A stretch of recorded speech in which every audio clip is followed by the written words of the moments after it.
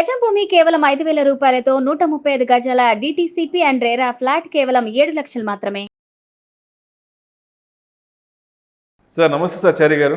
నమస్తే అండి సార్ చారి గారు, ఇవాళ రోజుల్లో చాలా చిన్న వయసుకి ఉద్యోగాలు వచ్చేస్తున్నాయి.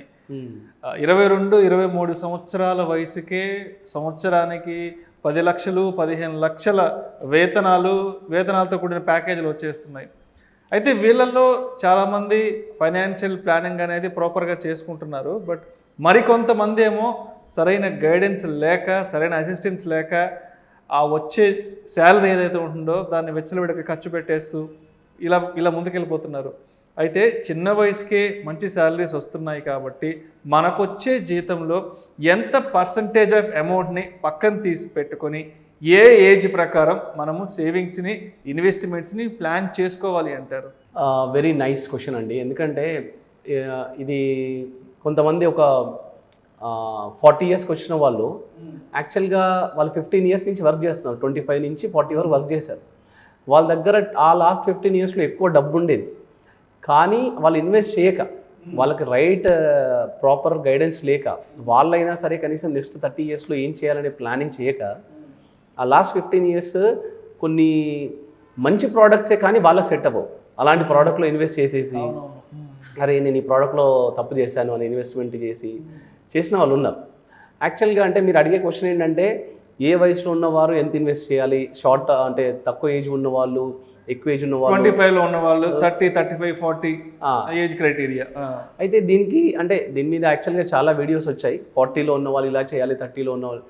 జనరల్గా దీనికంటూ ఒక సపరేట్ థంబ్ రూల్ ఉండదు. ఎందుకంటే జనరలైజ్డ్గా అయితే థంబ్ రూల్ ఉంది, వీళ్ళు ఇంత చేస్తే బాగుంటుంది, ఇంత చేస్తే బాగుంటుంది అని.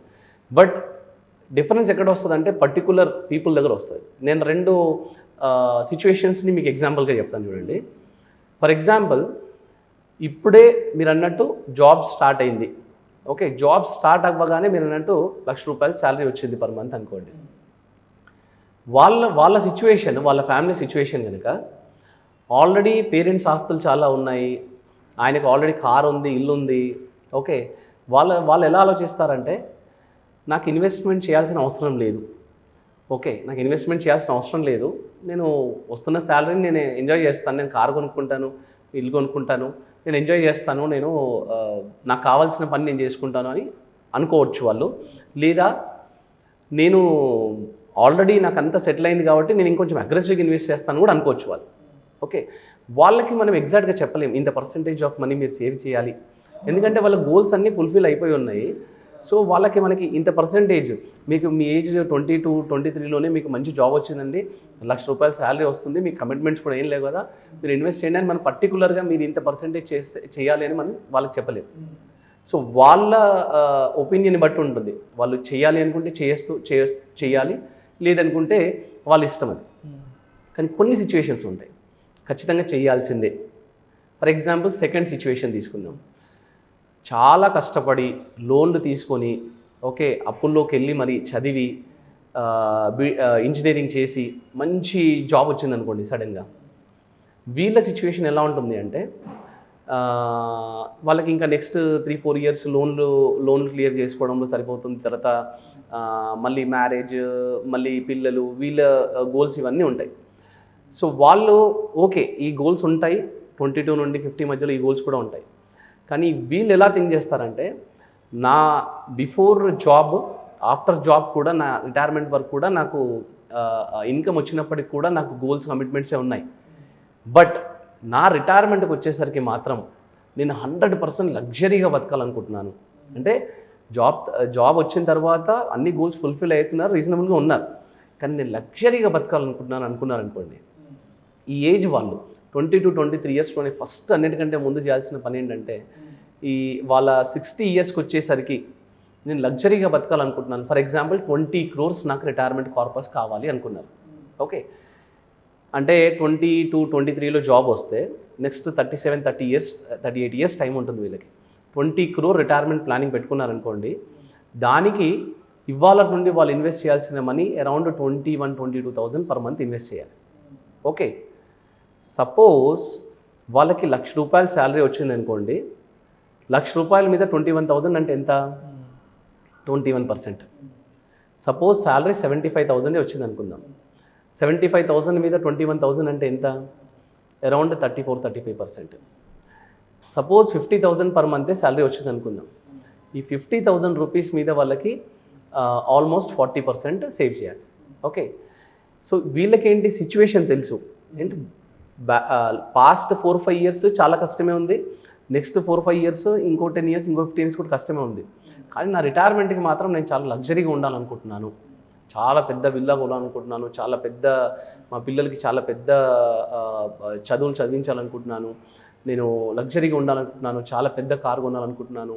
ఎందుకంటే నా పాస్ట్ అంతా చాలా ఖర్చులతో, చాలా కమిట్మెంట్స్తో ఉన్న లైఫ్ కాబట్టి నేను ఈ టైంలో చాలా లగ్జరీగా ఉండాలనుకున్న ఒక క్లియర్ గోల్ ఉంది. కాబట్టి మీరు 20% అయినా సరే, 30% అయినా, 40% అయినా సరే సేవ్ చేసి తీరాల్సిందే. సో మీకు గోల్స్ అండ్ కమిట్మెంట్స్ క్లియర్గా ఉన్నాయి అనుకోండి, సపోజ్ మీ జాబ్ స్టార్ట్ అవ్వగానే 40% సేవ్ చేశానంటే డెఫినెట్గా మీ ఫ్యూచర్ మాత్రం అద్భుతంగా ఉంటుందండి. సో ఎవరైతే లేట్ చేస్తారో, ఈ ఈ ఈ సపోజ్ మీరు 1 lakh శాలరీ అన్నారు, 21% అన్నాం, కానీ వాళ్ళు కనుక లేట్ చేశారనుకోండి, శాలరీ ఎక్కువ వచ్చినా సరే వాళ్ళు పర్సంటేజ్ ఆఫ్ మనీ సేవ్ చేయడం అనేది ఎక్కువైపోతుంది అనమాట. ఓకే, సపోజ్ ఇప్పుడు 40 ఇయర్స్లోకి వచ్చారనుకోండి, కొన్ని సిచ్యువేషన్స్లో వాళ్ళు 70% ఇన్వెస్ట్ చేసినా వాళ్ళ గోల్స్ ఫుల్ఫిల్ అవ్వవు. అందుకనే కొన్ని ఫ్యామిలీస్లో వైఫ్ అండ్ హస్బెండ్ ఇద్దరు వర్క్ చేస్తారు, వాళ్ళకి తలా 2 లక్షలు శాలరీ ఉన్నప్పుడు కూడా వాళ్ళు తీసుకొచ్చి 2 లక్షలు పర్ మంత్ ఇన్వెస్ట్ చేద్దాం అనుకున్నా సరే వాళ్ళకి నెక్స్ట్ 10 ఇయర్స్లో వాళ్ళు అనుకున్న గోల్స్, వాళ్ళు అనుకున్న రిటైర్మెంట్ లైఫ్ స్టైల్, వాళ్ళు ఇప్పుడు ఆల్రెడీ ఉన్న లైఫ్ స్టైల్, పిల్లల చదువులు ఇవన్నీ ఫుల్ఫిల్ అవ్వవు. సో ఎంత తక్కువ ఏజ్లో ఎంత స్పీడ్గా ఇన్వెస్ట్మెంట్ అనేది స్టార్ట్ చేస్తే అంత అడ్వాంటేజ్ ఉంటుంది. దాన్ని లేట్ చేసిన కొద్దీ ఆ పర్సంటేజ్ అనేది ఇంక్రీజ్ అవుతుందండి. అండ్ జనరలైజ్డ్ స్టేట్మెంట్ కాదు ఇది, అంటే ఏ ఏజ్కి ఎంత ఎంత ఎంత సేవ్ చేస్తే బాగుంటుంది అనేది. జనరలైజ్డ్ టర్మ్ రూల్స్ ఉన్నప్పటికీ కూడా వాళ్ళ పర్టికులర్ సిచ్యువేషన్స్, వాళ్ళ పర్టికులర్ గోల్స్ని బట్టి ఉంటుందన్నమాట. సో బేసిక్గా ఫైనల్గా నేను ఏం అడ్వైస్ చేస్తానంటే, జాబ్ స్టార్ట్ అయిన వాళ్ళు వాళ్ళ ఫ్యూచర్లో కొన్ని గోల్స్ని ముందే ఐడెంటిఫై చేసి అప్పుడు పర్సంటేజెస్ అనేది సెట్ చేసుకోవాలి. నార్మల్గా నేను అబ్జర్వ్ చేసింది ఏంటంటే, జాబ్ స్టార్ట్ అవ్వగానే 50%, 60% ఎవరైతే సేవ్ చేస్తారో వాళ్ళది మాత్రం నెక్స్ట్ 10 ఇయర్స్ తర్వాత అద్భుతంగా ఉంటుంది లైఫ్. అది మాత్రం నేను చాలా చాలా క్లియర్గా అబ్జర్వ్ చేశాను. సో పర్సంటేజ్ లాగా ఇంతే పర్సంటేజ్ అనేది నంబర్ లాగా ఫాలో అవ్వకుండా, డిపెండ్స్ అపాన్ దేర్ గోల్, వాళ్ళ రిక్వైర్మెంట్ బట్టి ప్లాన్ చేసుకుంటూ ఉండాలి. అది ప్లస్ వాళ్ళు తక్కువ ఏజ్లోనే ఎక్కువ సేవింగ్స్ పెట్టుకున్న వాళ్ళది మాత్రం ఫ్యూచర్ చాలా అద్భుతంగా ఉంటుంది. ఎందుకంటే తక్కువ ఏజ్ ఉన్నప్పుడు అంటే రిటైర్మెంట్కి టెన్యూర్ ఎక్కువ ఉంటుంది కాబట్టి. ఎగ్జాక్ట్లీ. సో సిఏజిఆర్ అనేది కరెక్ట్గా వర్కౌట్ అవుతుంది ఎక్కువ టెన్యూర్లో. ఎగ్జాక్ట్. 25-30 ఇయర్స్ అంటే కాంపౌండింగ్ ఫామ్లో కాంపౌండింగ్ ఎక్కువ ఉంటుంది. అదే ఒక 40-45 అంటే ఇంకా 15-20 ఇయర్స్ రిటైర్ అయిపోతారు కాబట్టి టెన్యూర్ తక్కువ ఉంది కాబట్టి రిటర్న్స్ కూడా దానికి తగ్గట్టుగా ఉంటాయి. రిటర్న్స్ ఇంపార్టెంట్ కాదు ఇక్కడ, కాంపౌండింగ్ ఎఫెక్ట్ ఫార్ములా ఏంటంటే టెన్యూర్ మీద డిపెండ్ అయి ఉంటుంది. అది టెన్యూర్ ఎక్కువ ఉంటే మనకి ఎక్కువ రిటర్న్స్ వర్కౌట్ అవుతాయి. థ్యాంక్ యూ సో మచ్ చారి గారు. థ్యాంక్స్ అండి. చిన్న వయసుకి ఉద్యోగాలు వచ్చి లైఫ్లో సెటిల్ అవుతున్న వాళ్ళు సరైన విధంగా సరైన గైడెన్స్ ప్రకారం ఫినాన్షియల్ ప్లానింగ్ అనేది ఎలా చేసుకోవాలనే అంశం గురించి చక్కగా మీ విశ్లేషణ తెలియజేశారు. అండ్ ఈ వీడియో చాలామంది ప్రేక్షకులకి బాగా నచ్చుతుంది. ఎందుకంటే చాలామంది పిల్లలు చిన్న వయసుకే ఉద్యోగాలు వస్తున్నాయి, సంపాదిస్తున్నారు, బట్ అదే చిన్న వయసులోని చాలా పెద్ద పెద్ద ఫినాన్షియల్ కమిట్మెంట్స్ తీసేసుకుంటున్నారు, డబ్బుని ఖర్చు పెట్టేస్తున్నారు. సో అటువంటి వాళ్ళ కోసం ఈ వీడియో చాలా బాగా ఉపయోగపడుతుందని ఆశిస్తున్నాను. Thank you so much sir. Thanks అండి. నమస్తే.